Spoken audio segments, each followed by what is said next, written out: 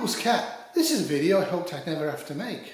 You all have, I hope, decent first aid kits. You all, I hope, know what's inside them, and I hope you all know how to use them in various conditions for pre-hospital care and also if there is no hospital care.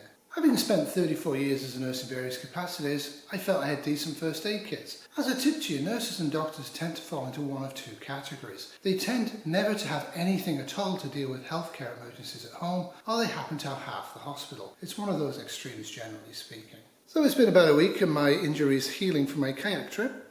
But I took one first aid kit with me and I hadn't checked it, and that was the mistake. You should check stuff frequently. And I haven't really checked my little go-to kits at all, really. I just add stuff, take stuff out, play with them. But I don't strip them all out, clean them up, discard and add. And today I'm going to do that. I have some stuff here, some of it's not going to go in the kits, but what I'm basically going to do is I'm completely emptying this, completely emptying this, completely emptying this, to create 3 do-anything emergency trauma first aid kits for if I come across a car accident or if I fall over and hurt my arm. Some of the stuff going into it I don't agree with. You might as well just use Sterile Saline, frankly. The antibiotic's not going to do anything for you at all. I watched Bird Box Barcelona last night. It's not a great film. In fact, you probably can give it a miss. One of the great strengths of that film, though, is they really do the apocalyptic Barcelona scenes extremely well. Maybe a bit over the top and the plot's really stupid, but there you go. However, one of them got bitten by a dog, and he got septic from the dog in about 20 minutes, which is not actually how it would happen, and he clearly had septicemia. They went looking for medications for him, and they came up with this type of a product, which they put on him, and it fixed him up. This will not fix you up if you have septicemia, just so you know. So why does Kitty want it? The 4 big missing things from the pack was an ACE bandage to immobilize a joint so you can continue getting out of where you are when you've fallen and broken your arm or leg or foot or you've got a bad sprain. There wasn't one in that kit. I happen to have one separate, but there should have been in the kit. The other thing was this, because Kitty likes to clean wounds with this and stick dressings on top of it so when you pull it off it doesn't tear. Kind of an okay use for it, I think. I prefer to use various types of non-absorbent dressing. I'm not recommending any particular brands. I happen to have quite a bit of stuff, so I have quite a few choices. Each one has a specific type of use, and I happen to know what the specific types of use is because I happen to work for a nurse for 34 years. You won't necessarily have that knowledge. What you need to do is get a non-absorbent dressing, so you can put the shiny side on top of the actual wound and then reinforce on top of that using clothing if necessary. The other thing missing was saline, sterile saline. Rip the top off this and you can squirt it into the wound, it helps clear it out. I did have cheap tweezers. I didn't have good tape. I actually do recommend this. It's a brand by 3M called Micropore. You'll find it, it's expensive. It's good to have. Alright, now I've bored you all and people switched off, let's start stripping the packs. However, I'm going to strip the packs and then show you what I've stripped. Now I've stripped pack 1, which is more of a multi-purpose general survival idea, and I'll show you what I took out of it. Bit of an eclectic mix and quite a few redundancies, and I will have a look at what I want to do with that.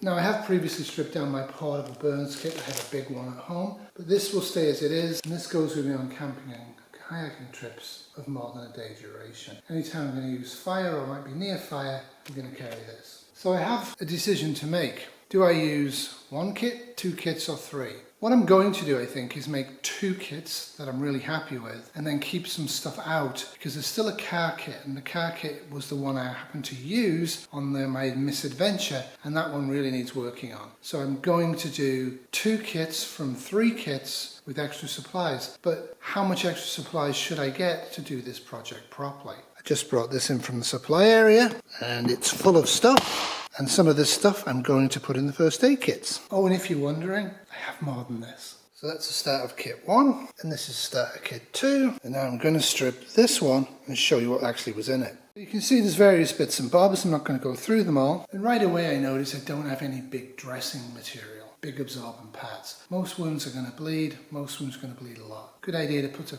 few more of them in. What is in this kit, which you might not have in yours, which you might want to consider, suppositories, dimenohydrate. Don't look at me like that.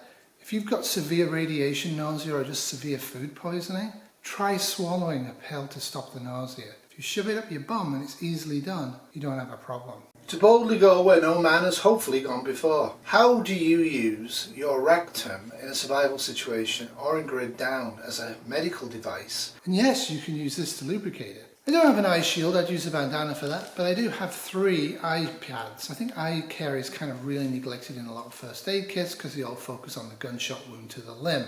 I have a temporary tourniquet and I have one of these. I'm not really keen on using this, but it's there in case I need it. So I don't know what I'm going to keep and throw out at this point. What I have to do at this point is empty the other one. I still have this to take out of here. I emptied it and I checked this thermometer and it still works. But I do have some paper ones that are single use. I have not 1 but 2 emergency blankets. Don't know why I have 2, but I do. Well stocked with non-absorbent pads to put directly over the wound. Got a few of the small ones, a few of the medium ones.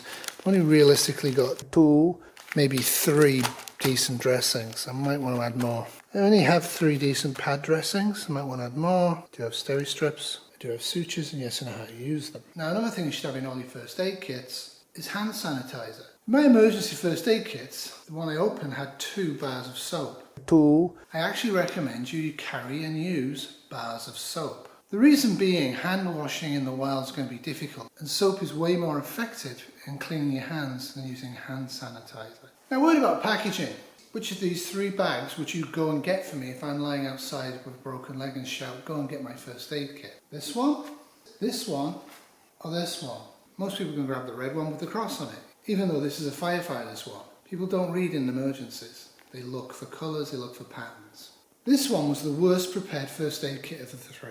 It has this stuff which I would call first aid, and this stuff which I would call emergency stuff. Funnily enough, I found this. I think it's a Chinese knockoff Luminade.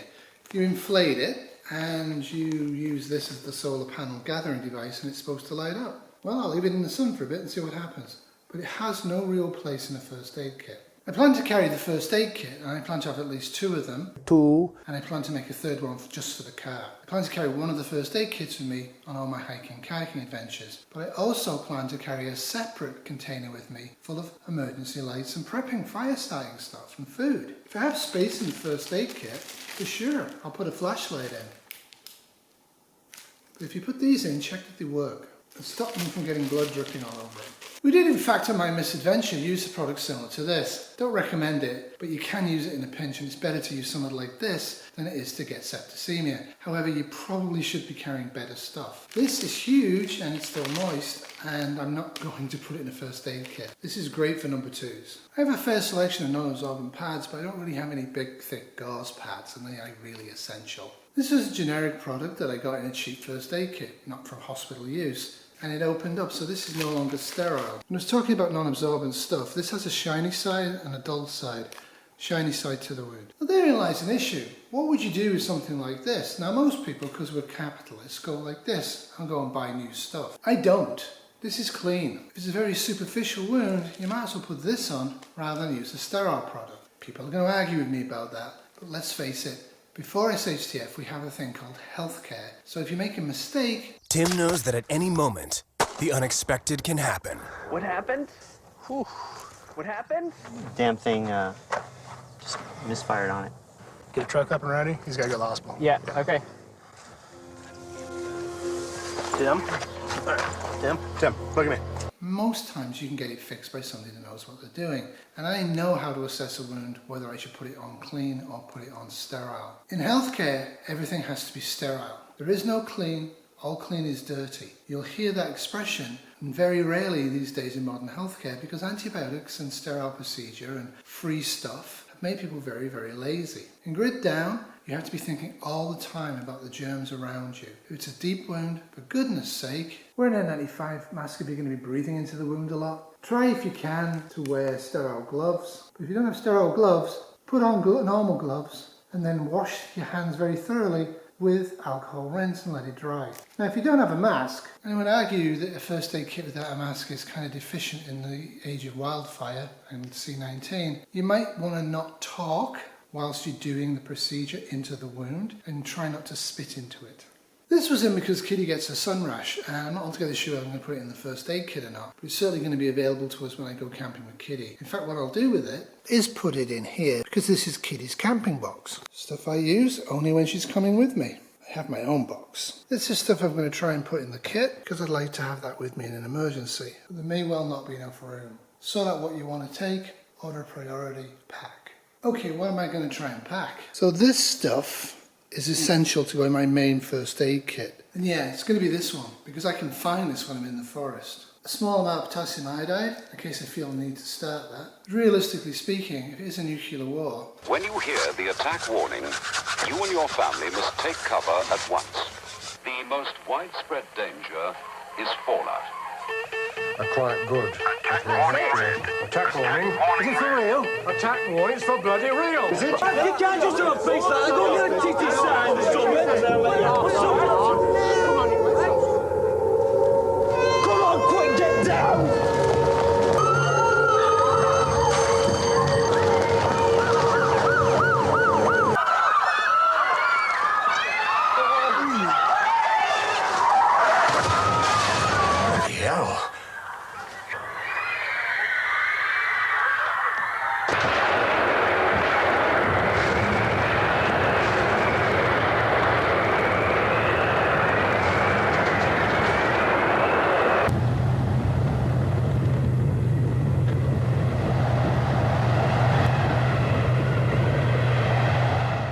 Using stuff that I got before the war, I don't actually need to start potassium iodide. This only protects your thyroid gland, nothing else. It's an expired Tamiflu. C19 comes back and it's got a kill rate of 75%. I might want to start me and Kitty on this as we try and get home to isolate. And if you have severe food poisoning or radiation sickness, the ability to stop the nausea without having an injection, without having to swallow, is a wonderful thing.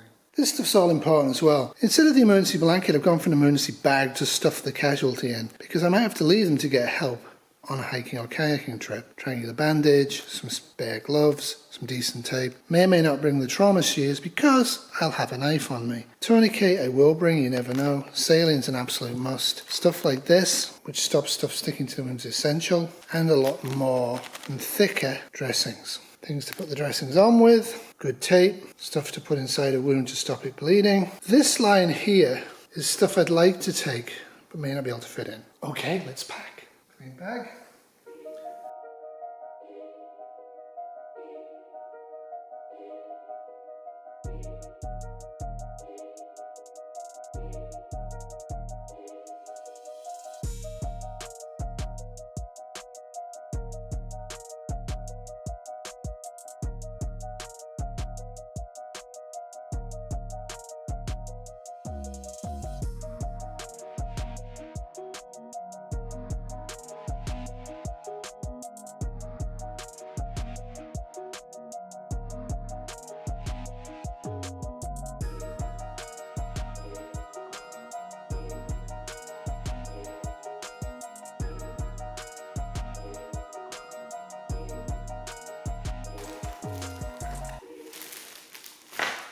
So the pack's essentially done, and for those people who are regular watchers of my channel, the gloves go on the outside of the kit, so you can put these on if your hands are covered in blood before you start running through your kit, so you don't contaminate stuff you're not going to use, because there's no waste in the apocalypse.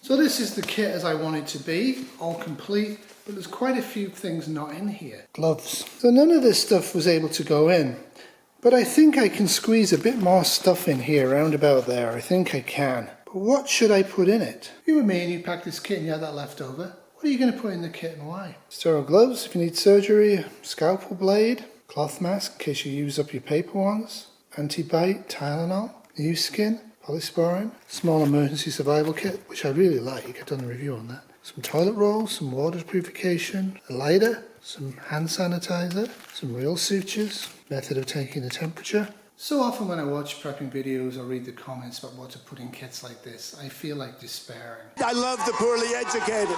This is for comfort. Don't get me wrong, I like my comforts. But do I need to carry this in an emergency first aid kit if something goes wrong in the here and now? No, I don't. Is it nice to have this in the kit? Absolutely. But isn't it better to carry 2 kits, one purposefully designed to help me survive in the wilderness, and one I'll only ever go to if I need first aid? These are a good idea. You might want to have a lot of water to wash the casualty with or wash the wound out with, but it takes 4 hours or so for these to work. However, they're lightweight and they have other uses, i.e. drinking water, so this might make the cut. The cloth mask will not make the cut. The reason being, I have 2 disposable ones, I can reuse them, and it's an emergency first aid situation in 2023 before anything's gone wrong, so I don't need to switch to this. Nice to know if somebody's got a temperature, and by the way, this video is entirely for an adult kit. If you have children, you absolutely need to be able to take their temperature, and you absolutely need to carry Tylenol, preferably suppository, but I don't have a kit. I don't recommend you do suturing in the wells unless you know what you're actually doing, but these are fairly small volume, and if it's a big gaping wound, this could actually hold the wound together sort of to allow me to get back, much more so than a bandage is going to do, much more so than steri strips is going to do. So I might take this. If you've been paying attention, you notice there's 3 different types here. Each have a different suturing use. Alcohol rinse, it won't be there in the kit, I don't think. We'll see if we can get it in, but I don't think it's going to get in. But this definitely would be in my emergency kit, as would a lighter. So the lighter and this are nice to have, but I don't think I need them in the first aid kit. A dedicated flashlight that works. A dedicated flashlight that works.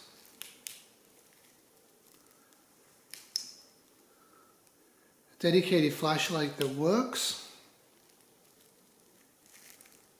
Good idea, but this needs new batteries. Batteries changed. Now those of you who are observant will notice that this is now blue and the other one was red. What I've just spent 15 minutes uncovering is that my entire stock of AAA batteries is flat. I'm going to order some right after I finish this video. Toilet paper, not essential. Upon reflection, I'm actually going to put in some hand sanitizer. It's much easier to prevent an infection than it is to treat it, and despite the fact that the emergency kit will almost definitely have hand sanitizer in it, I think it's actually important to have everything together in one package for first aid. Have a dedicated alcohol rinse so you don't use except for first aid. Probably a good idea. So there you have it. All I have to do is close it. Now this side is protected, this side isn't, and for closing it will be a problem.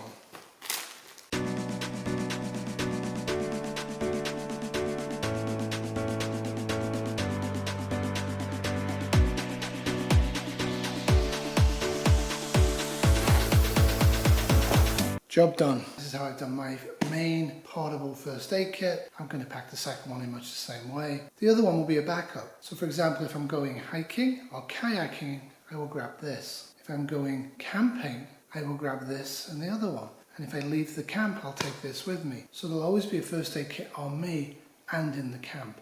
It doesn't hurt to have 2 of these with you. So thanks for watching this video. I hope you have a great day. This has been a Tiny Terrier 2023 production. I actually watched Bird Box. I watched Bird Box